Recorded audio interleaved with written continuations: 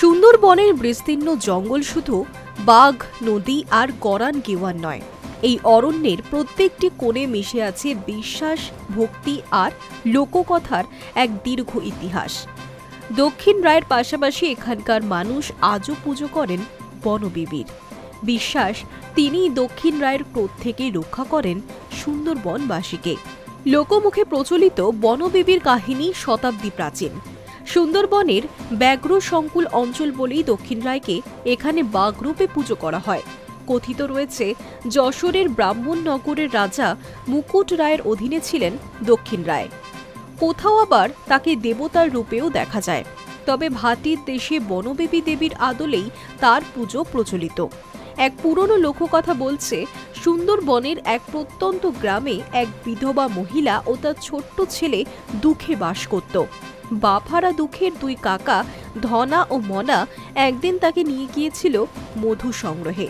বনে যাওয়ার আগে মা তাকে সতর্ক করে বলেছিলেন, বিপদে পড়লে বনের আর এক মা বনবিবিকে স্মরণ করতে, তিনিই তোর রক্ষা করবেন।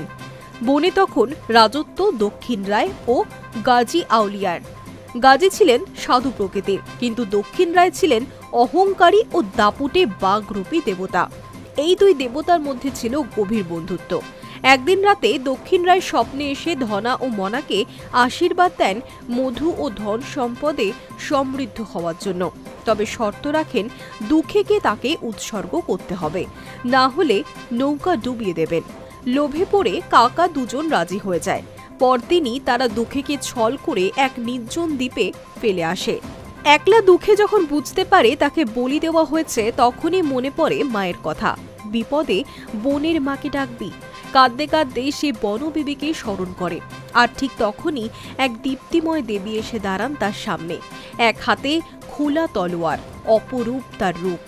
দুঃখের মুখে ঘটনার বর্ণনা শুনে বনবিবি ক্রোধে ফেটে পড়েন। সঙ্গে সঙ্গেই ভাই শাহ জংলিকে আদেশ দেন রণসাজে সজ্জিত হতে। শাহ জংলি অল্প সময়ে দক্ষিণ রায় ও গাজী আউলিয়াকে বনবিবির সামনে এনে হাজির করান। বনবিবির সামনে পরাস্ত হয়ে দক্ষিণ রায় অবশেষে তার বশ্যতা স্বীকার করে নেন। এই কারণেই আজও বনবিবির মূর্তির পাশে থাকে এক ছোট্ট ছেলের প্রতিমা।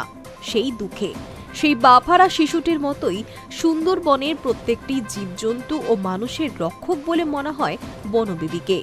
সুন্দরবনের বহু অঞ্চলে আজও বনবিবি, শাহ জংলি ও দক্ষিণ রায়ের একত্রে পূজা হয়।